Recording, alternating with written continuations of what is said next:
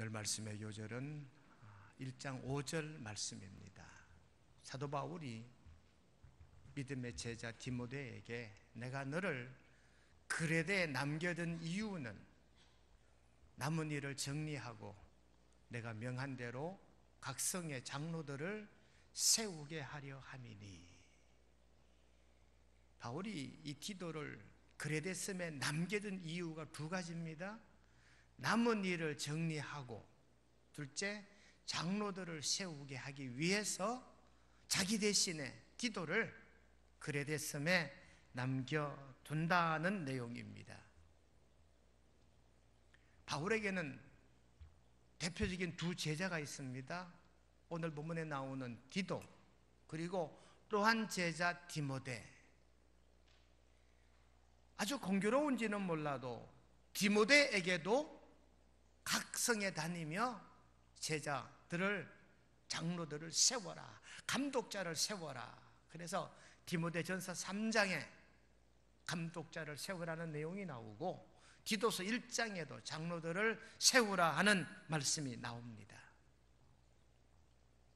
우리 교회는 오늘부터 6월, 7월, 8월 석 달 동안 교우님들이 눈을 좀 부릅뜨고 우리 교회 신임 장로가 될 만한 분이 계신가 찾아야 돼요. 3개월 동안. 그래서 우리 교회 창립 29주년이 되는 9월 9일 주일 2부 예배 후에 이제 장로 피택 선거를 하려고 해요. 지금까지는 예고하지 않고 그냥 한 달 전쯤에 일방적으로 광고하고 피택을 해왔지만, 이번에는 3개월 전부터, 왜냐하면 내년도 30주년 기념교회, 기념주일, 30년 축하 행사로 장로님을 세우고 장립집사님을 세우고 권사님을 세우려 하거든요. 그러니까 내년도 30주년을 준비하기 위한 그 행사 가운데 하나가 장로님도 세우고 장립집사님도 세우고 권사님도 세우는 거예요. 그래서 앞으로 3개월 동안 우리 교회 장로가 될 만한 분이 누군가, 장립집사가 될 만한 분이 누군가, 권사가 될 만한 후보가 누군가 기도하면서 살펴봅시다 하는 것이 오늘 설교의 명제입니다. 여러분, 우리가 사는 현대는요, 참 불행한 시대다. 존경받는 사람이 드문 시대, 어쩌면 존경하는 사람이 없는 시대. 여러분은 누구를 제일 존경하시나요? 제일 존경할 만한 지도자가 계신가요? 제일 존경하는 목사가 있고 장로님이 계신가요? 오늘 중요한 건 우리 시대에 존경받을 만한 장로님을 한번 찾아보자 하는 거예요. 역사적으로 따져보면 한국을 대표하는 최고의 장로님이 누굴까? 저는 조만식 장로님이 아닐까요? 조만식 장로님은 자기 제자 주기철 목사님을 자기 교회 담임 목사로 증빙했어요. 제자를. 그리고 그 제자가 예배 시간에 야단을 치고 꾸중을 하는데도 순종하며 교우들이 보는 앞에 눈물 흘려 회개했던 사람이 조만식 장로님이시거든요. 이처럼 여러분, 우리가 선뜻 오래 생각지도 않고 대표적인 장로가 누구냐 했을 때, 아, 우리 교회 이분이요 라고 말할 수 있는 장로님을 석 달 동안 찾아보는 것이 저와 여러분들의 과제입니다. 대한민국 건국 이래 12명의 대통령이 이제 문재인 대통령까지 12명의 대통령이 됐거든요. 이승만, 윤보선, 박정희, 최규하, 전두환, 노태우, 김영삼, 김대중, 노무현, 이명박, 박근혜, 문재인 12명이에요. 12명 중에 장로님이 3분, 집사님이 한 분, 기독교인이 세 분이 더 있어요. 김대중, 박근혜, 문재인 이분들도 캐톨릭 신자이니까 기독교인은 맞지요. 근데 장로님은 아니었어요. 근데 12명의 대통령 가운데 장로님이 세 분이었거든요.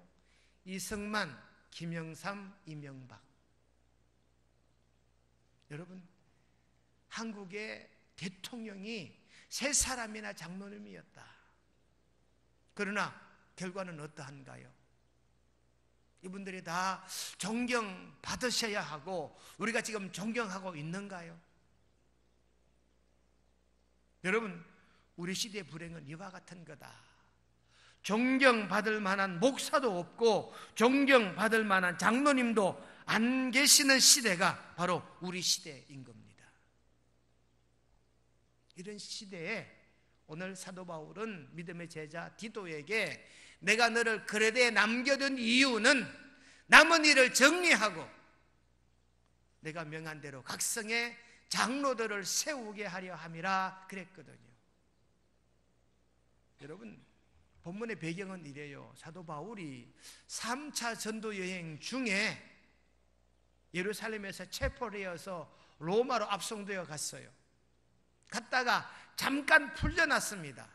잠깐 풀려났을 그때 편지를 쓴 거예요. 디도에게. 지금 바울은 갈 수 없는 입장입니다. 그러니까 믿음의 제자 디모데에게, 믿음의 제자 디도에게 각각 자기가 있는 그 처소에서 장로 감독자를 세워라, 그렇게 디모데전서 3장에 디도서 1장에 기록을 하고 있더라 하는 말씀이지요. 그레데는 지중해 연안의 큰 섬 중에 하나입니다.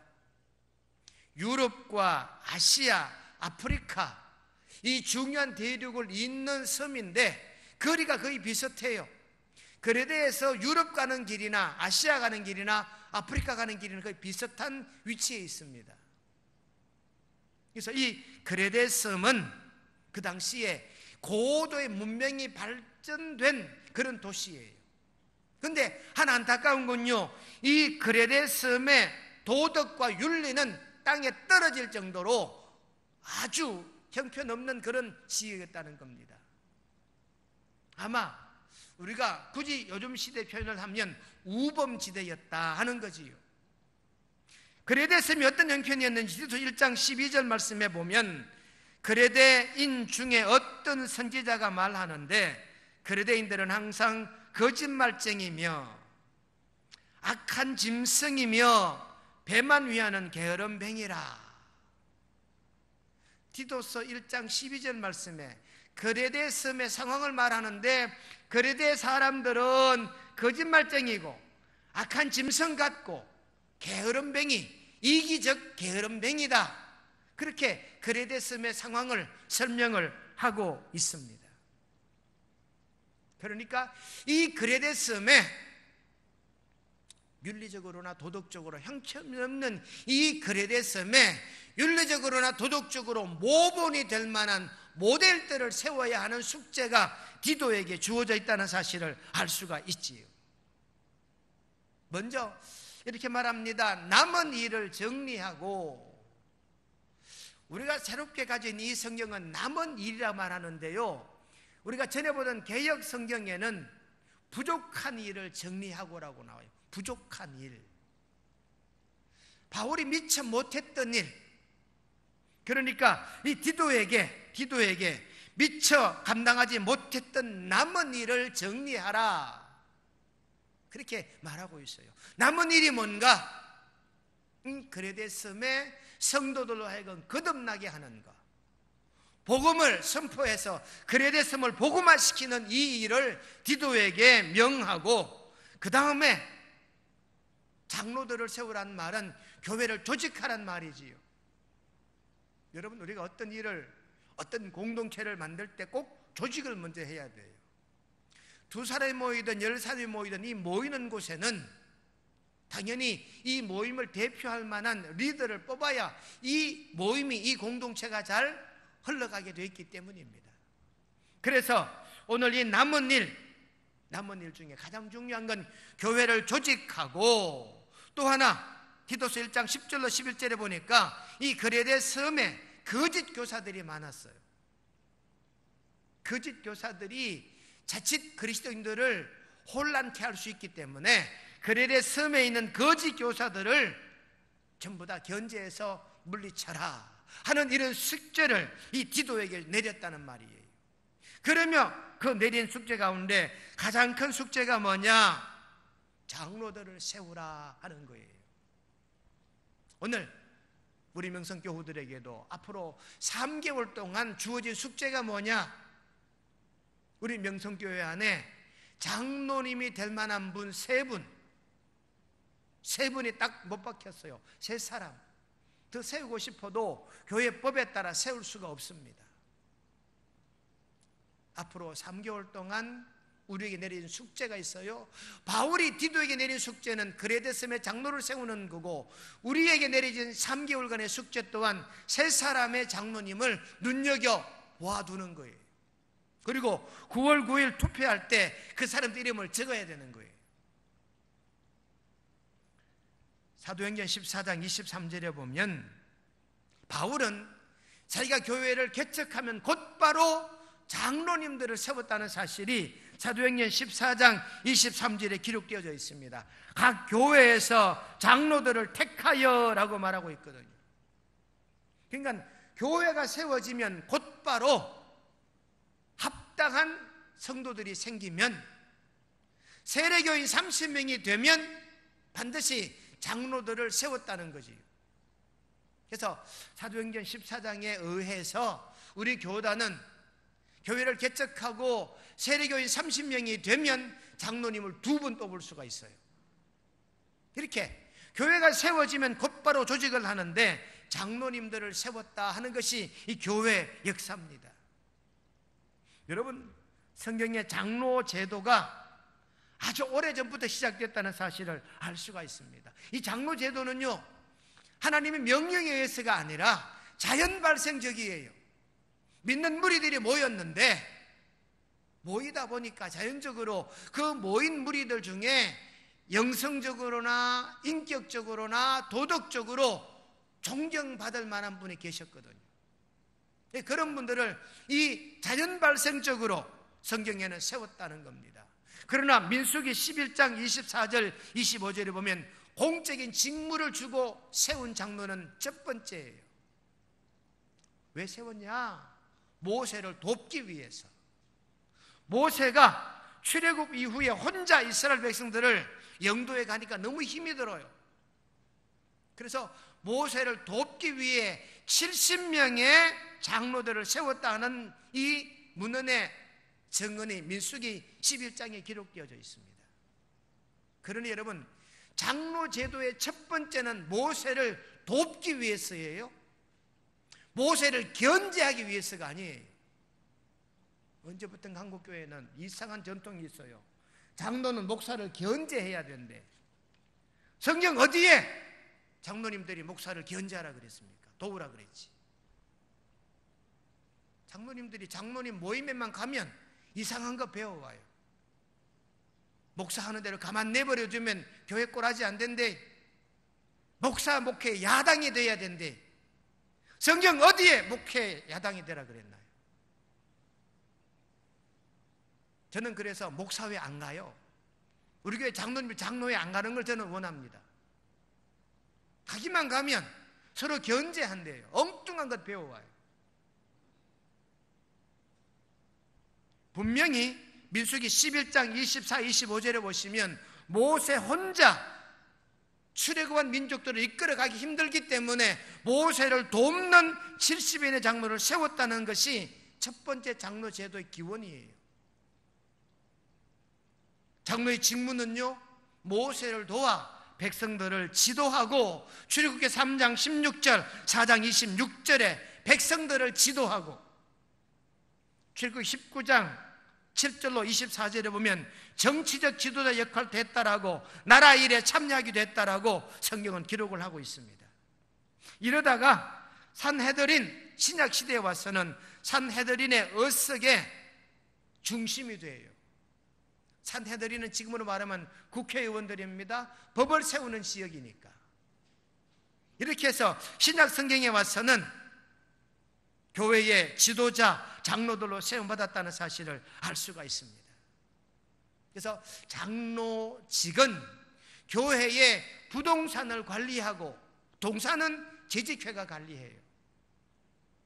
교회 땅이나 건물은 장로님들이 관리하고, 교회에 흐르는 모든 현금은 집사님들이 관리해요. 이게 교회 법이에요. 그런데 어떤 인식이, 교육이 덜 된 장로는 동산까지도 자기들이 관리해야 된대. 아닙니다. 교회 재정은 집사님들이, 재직회가, 교회 부동산은 당회가 딱 나누어 놨어요. 그래서 뭐 땅을 사고 팔고 건물을 사고 팔고 짓고 하는 것은 장로 당회 몫이에요. 그 이외에 모든 현금 출납은 집사님들이 해야 하는 거예요. 이게 교회법입니다. 그래서 이 장로의 직은, 이 장로의 직은 바로 이처럼 모세를 돕는 직위로 70인의 장로를 세웠고, 이 장로의 직은 온 공동체 구성원들로부터 존경받아야 장로의 자격이 있었다는 사실을 알 수가 있습니다. 하여 제가 이번 주에 우리 교회 곳곳에 이미 공고문을 붙여놨어요.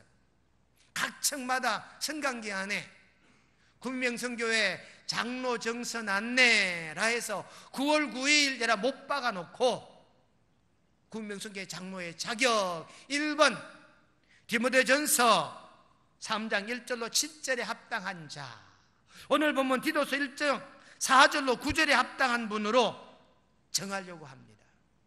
오늘 말씀 가운데 6절로 9절에 보면 책망할 것이 없고 한 아내 남편이 되고 방탕하지 않고 이웃들로 비난받거나 불순종하는 일이 없고 자녀들을 믿는 자녀로, 감독은 하나님의 청지기로 책망할 것이 없고 자기 고집하지 아니하며 급하게 성내지 아니하고 술 취하지 아니하고 구타하지 아니하고 더러운 이익을 탐하지 아니하고 나그네를 대접하고 선행을 좋아하고 신중하고 의롭고 거룩하고 절제하고 말씀을 행동으로 보여주고 바른 교훈을 권면하고 거슬러 말하는 자들을 책망할 수 있는 자라야 한다는 거지. 디모데전서 3장 1절로 7절도 마찬가지입니다. 감독의 직분이라고 나오거든요. 똑같은 내용들이에요. 그러니까 디도서는 장로라는 단어가 나오고요, 디모데전서 3장은 감독이라는 단어가 나와요. 감독과 장로는 약간 달라요. 먼저 디도서 1장에 나오는 장로란 이 단어는요, 이건 신앙적인 단어, 인격적인 단어예요. 디모데전서 3장에 나오는 감독은요, 기능적인 단어예요. 달라요. 그래서 디도서 1장에 나오는 이 장로란 단어는요, 헬라말로 보니까 프레스뷰테로스, 이걸 영어로 말하면 프레스비테리언이거든. 장로교, 프레스비테리언. 이건 성경 원문에 보면 프레스뷰테로스란 말인데 정확한 뜻은요, 수염이 난 남자라는 뜻이에요. 수염이 난 남자, 수염 난 사람. 여러분, 남자는 수염이 나는데 미안하지만 여성도 수염이 나나요? 나기는 나는데 길 정도는 아니지요. 그래서 장로는 남자들로만 세웠던 것 같아요. 그런데 요즘은 아니에요. 요즘은 여자들도 마찬가지. 여러분, 교회 안에 장로인데 남자 여자가, 장로는 남녀 분권이 없습니다. 장례집사는 남자, 권사는 여자라고 성을 특정하지만 장로는 남자 여자 가지잖아요. 그러니 앞으로 3개월 동안 3명의 장로님을 우리가 택해야 하는데 남녀 무론하고 여자들 중에도 남자들 중에도 찾아봐야 되는 줄로 깨닫게 되시기를 바랍니다. 근데 당시에는요, 아무나 수염을 기를 수 없었대요. 버르장머리 없는 사람은 수염 기르면 쫓아가서 동네 사람들이 뽑아버렸대요. 당신은 수염 기를 자격이 없다는 거지. 그러니까 수염을 길렀다는 얘기는 동네 사람들이 동의하고 동네 사람들이 인정받을 만한 이런 모본이 될 만한 어르신이다, 이런 뜻이 바로 이 프레스비테로스라는 단어에 담겨 있었다는 사실입니다. 이 당시에는 수염난 사람이 동네 입구에 떡 앉아 있으면 그 동네 모든 시시비비를 다 수염난 사람에게 찾아와서 형제지간에 다투었고 이웃지간에 다투고 이런 문제들을 다 이 수염난 사람이 잘 해결해 줬다는 거예요. 이런 직이 바로 장로의 직이라 그지요.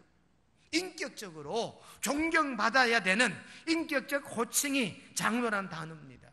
그런데 감독이란 단어는요, 디모데전서 3장에 기록된 이 감독이란 단어는요, 에피스코포스란 말인데, 이 에피스코포스란 말은 비숍이란 단어입니다. 비숍. 영어 사전에 비숍이라고 찾아보면은요, 추기경 주교라고 나와요. 주교. 그래서 이 디도는요, 그레데 섬의 첫 번째 주교가 돼요. 비숍이란 말은 뜻을 보니까 돌본다, 다스린다, 감시한다, 이런 뜻이에요. 이거는 기능적인 거지요. 선포한다, 가르친다, 이런 뜻이에요. 이건 기능적이에요. 말씀을 열심히 익히고 말씀을 자기 것으로 소화해서 기능적으로 잘 가르치고 선포하는 거. 그 엄밀히 말하면 디도서 1장은 장로님에 해당되는 얘기고, 디모데전서 3장은 어쩌면 목사의 직을 이야기하는 것일 수도 있어요. 근데 굳이 디모데전서 3장도 목사라고 못 박지 않아요. 장로라고 못 박지 않고 그냥 감독이라고만 말하고 있거든요. 그래서 여러분, 이 장로라고 하는 이 단어는 인격적인 단어고 감독이란 단어는 기능적인 단어이더라, 이런 사실을 우리가 깨달아야 된다는 것입니다. 그래서 우리 교회가요, 장로님을 세우는데 어떤 분을 세워야 되느냐, 오늘 성경 말씀에 보니까 6절 말씀에 첫째, 책망할 것이 없어야 된다. 여러분, 본문 말씀 보니까 첫째 6절 바로 첫 단어가 책망할 것이 없고 라고 나오거든요. 책망, 이 말은요, 흉잡히지 않는 사람, 사회적으로 장로가 될 만한 사람은 사회적으로나 교회 안에 흉잡히지 않아야 돼요. 뭐 저런 분이 다 있냐, 왜 그러셨을까, 이런 흉잡히는 일을 하지 않아야 된다, 그 말이지요. 죄 없는 건 물론이요, 죄 지으면 물론 흉이지요. 흉 중에 흉이고, 죄가 있으면 자격도 없는 거지요. 죄는 아니지만 인격적으로, 윤리적으로, 도덕적으로 흉잡히면 안 돼요. 책망을 받아서는 아니 되는 줄로 깨닫게 되시기를 바랍니다. 두 번째 나오는 단어가 보니까 한 아내 남편이 되며 그랬습니다. 우린 일부 일처제지요. 일부 일처제가 우리 기독교의 교리입니다. 가톨릭은 독신입니다. 정교회는 재혼을 금지해요. 자기 본처 조강지처가 타계하면 장가 못 가게 해요. 재혼 못 하게 해요. 그래서 가톨릭은 독신주의, 동방정교회나 러시아 정교회는 재혼을 금지하고 있고, 우리 기독교는 일부 일처제입니다. 재혼은 막지는 않아요. 그래서 여러분, 한 아내의 남편이라는 이 말은요, 결혼 생활을 말하는 거지요. 남편 된 본분을 잘 감당하는 자라 하는 이런 뜻이 바로 이 한 아내의 남편이라는 단어 속에 담겨 있는 줄로 깨닫게 되시기를 바랍니다. 또 하나, 믿음의 자녀를 둔 자라야 된다. 오늘 6절에 보니까 믿는 자녀를 둔 자라야 되는데, 불순종한 일이 없는 자녀, 비난받는 일이 없는 자녀에 대해서 엄격한 잣대를 들이댑니다. 한 아내 남편이 되고 방탕하다는 비난을 받거나 불순종한 일이 없는 믿는 자녀, 이 자기 자식에 대해서는 방탕한 자녀가 아니고 비난받아서도 안 되고 불순종해서도 안 되는 자녀에 대해서는 더 엄격한 잣대를 들이대고 있어요. 그래서 우리 교회 남자 교우나 여성도님들의 자녀들을 봐야 돼요. 그분의 아들, 딸들이 어떻게 신앙생활을 하고 있는가, 불순종하거나 비난받거나 또한 방탕한 생활을 해서는 안 된다. 이 자식 때문에 이 장로의 직도 엄격하게 규제를 받는 거지요. 자식이 방탕해서도 안 되고 남의 비난을 받아서도 안 되고 불순종해서도 안 돼요. 여러분, 장로가 된다는 건 참 어렵지요. 자기 아내도 뿐만 아니라 자식들까지도 아주 꼼꼼히 살펴봐야 된다라고 성경은 그렇게 가르치고 있더란 말이지요. 믿는 건 물론이요, 교회 나오는 정도가 아니에요. 비난받는 자녀, 책망받는 자녀, 방탕한 자녀가 있으면 장로로 뽑힐 수가 없다, 그 말이지.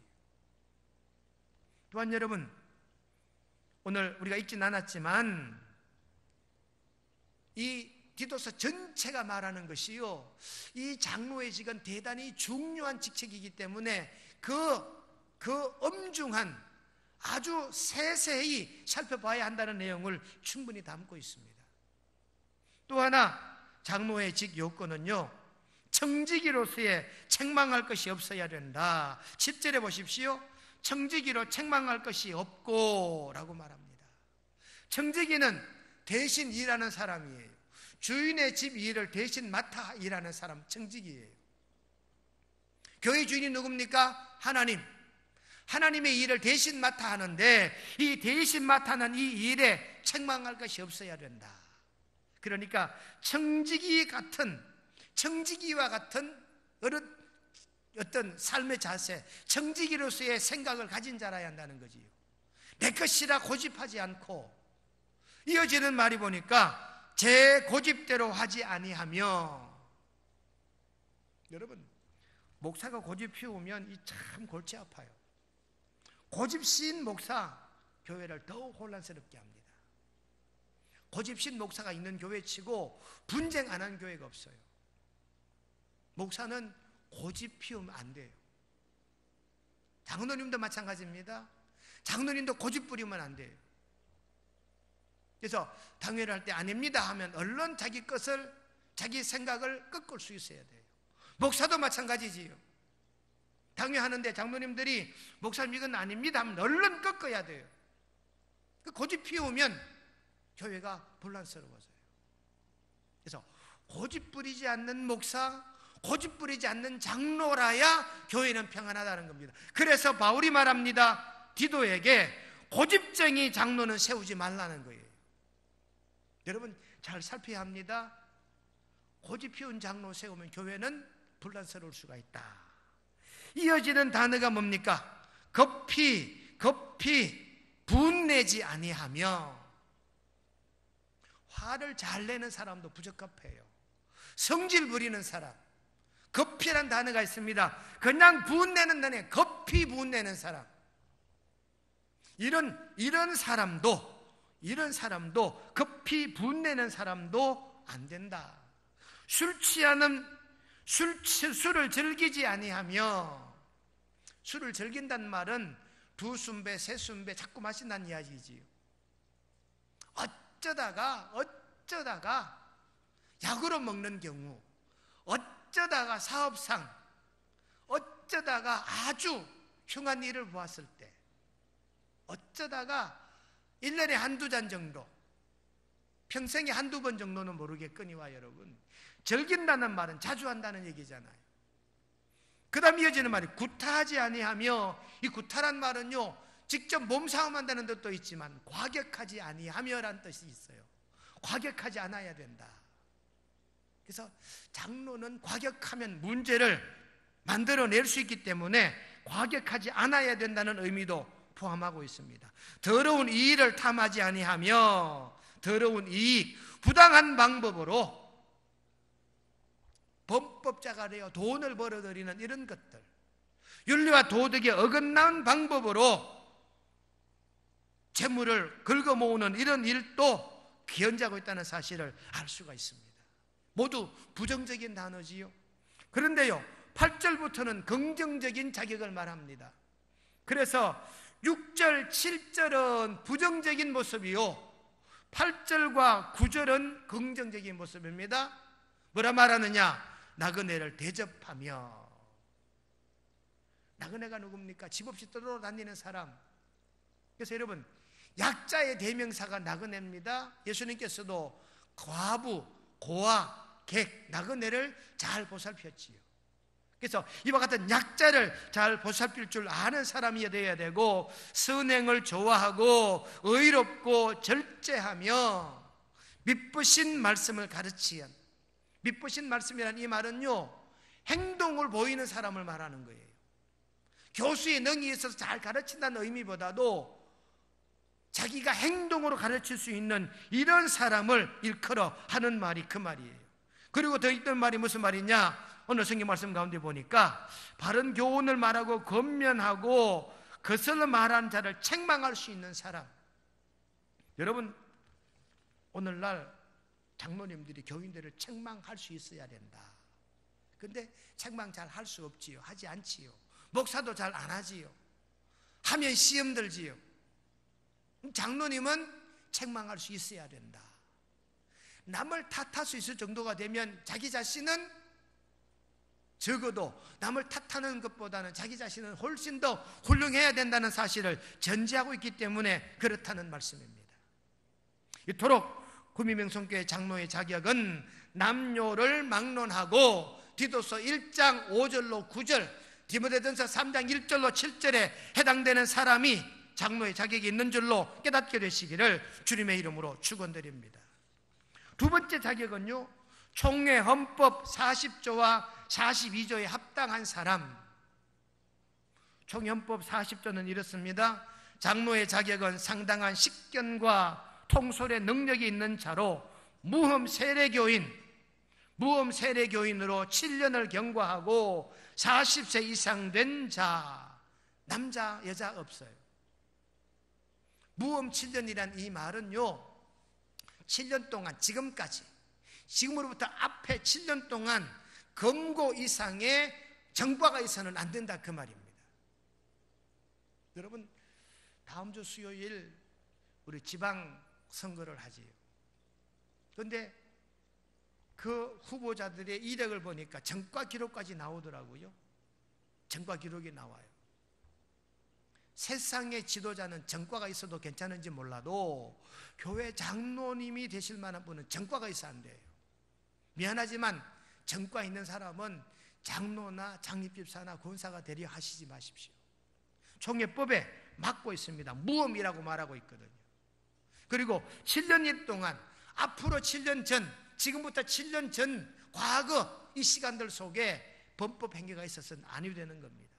그리고 나이는 만 40세 이상입니다. 그전까지는 30세 이상 된 남자라고 했는데요, 남자가 빠지고 나이가 40이 됐어요. 그래서 40세 미만, 만 나이입니다. 어떤 분은 그래요. 나는 집의 나이로 40 넘었는데요, 인정 못해요. 민적 나이로 40이 돼야 돼요. 그래서 오늘 성경에 의하면 40조는 장로 자격 이렇게 말하고, 선택은 노회 허락을 먼저 받아야 돼요. 세례교인 30명당 장로 한 사람이에요. 그래서 처음에 30명이 2명 세우지요. 30명이 2명이 60, 90, 120 쭉 따지면 세례교인 300명이면 11명의 장로님이 필요해요. 세례교인 270명이면 10명의 장로님을 세울 수 있어요. 그래서 우리 교회는 세례교인 270명이 넘었기 때문에 10명의 장로님을 세울 수 있다. 지금 7분이 계시니까 3분밖에 티오가 없더라. 그래서 장로를 더 세우려고 하면 세례교인 30명이 더 있어야 되는 거지. 그래서 어떤 교회는 장로가 되는 자는 30명의 전도 이력이 있어야 되는 이런 교회도 있어요. 적어도 30명의 세례교인이 있어야 장로 한 사람 세우니까 장로 되는 사람은 30명을 전도해야 된다는 거지. 우리 교회는 그렇게까지는 하지 않습니다만은 이런 조항도 있다는 거예요. 그래서 노회 허락을 받아서, 이미 노회 허락을 받아놨어요. 지난 봄이군요. 지난 봄에 이미 3명의 허락을 노회 받아놨습니다. 이제 나온 게 뭐냐? 공동의회에서 총 투표수의 3분의 2. 이게 어려운 거예요. 이게 3분의 2가 어렵습니다. 국회의원 되는 것보다 더 어려워요. 3분의 2가 보통 수가 아니라니까요. 안수 집사님이나 권사님은 과반수예요. 50% 득표하면 돼요. 그런데 장로님은 3분의 1란 말이에요. 100명이 투표하면 70표가 넘어야 돼요. 그러니까 이게 얼마나 어렵나 그 말이지요. 이렇게 해서 장로 선택은 투표는 3차까지 할 수 있다.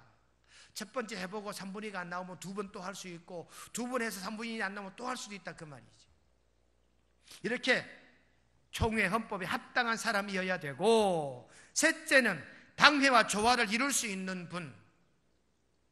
지금 7분의 장로님이 계신데 이 장로님들과 화합이 잘 돼야 돼요. 원수 가져가지고 두고 보자, 내가 장로가 되면 내가 꼭 갈겠다, 이런 사람이 장로가 되면 문제가 심각해지지.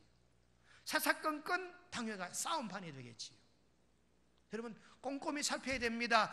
이분이 우리 교회 당회 들어가면 당회가 화합이 잘 될 건가 안 될 건가, 그것도 여러분 꼼꼼히 살펴봐야 되고요. 마지막 네 번째는요, 담임 목사 목회를 협력할 수 있어야 돼요. 담임 목사 목회를 사사건건 태클을 걸면 목회하기가 참 힘들어져요. 담임 목사가 스트레스 받으면, 담임 목사가 이 마음이 상하면 감정이 나오게 돼. 감정이 나오면 설교 시간에 묻어나게 돼. 설교 시간에 묻어나면 이게 치는 설교가 되거든요. 그렇기 때문에 장로님은 담임 목사의 목회에 협력할 수 있어야 돼요. 이와 같은 네 가지, 디모데전서 3장 1절로 7절, 디도서 1장 5절로 9절에 합당한 사람, 총회 헌법에 합당한 사람, 지금 당회원들과 조화를 이룰 수 있는 사람, 담임 목사 목회에 협력할 수 있는 사람을 여러분 3개월 동안 눈여겨보는 저와 여러분 되시기를 주님의 이름으로 축원드립니다. 기도하겠습니다. 하나님 아버지, 우리 구미명성교회가 9월 9일 세 사람의 장로님을 세우고 약간의 장립집사님과 권사님도 더 세우려 합니다. 기도서에 기록된 대로 기도를 그레데에 남겨둔 이유를 장로들을 세우게 하려고 남겨두었다라고 사도 바울이 말씀을 통하여 기록하고 있사온데, 우리도 장로님들을 세우기 원합니다. 기도서 1장 5절로 9절에 합당한 분, 디모데전서 3장 1절로 7절에 합당한 분으로, 총회 헌법에 합당한 분으로, 당회원들과 잘 조화를 이룰 수 있는 분으로, 담임 목사 목회에 협력할 수 있는 분으로 우리가 3개월 동안 눈여겨 장로 세울 수 있는 우리 교회 되게 도와주시옵기를 예수님의 이름으로 기도드리옵나이다. 아멘.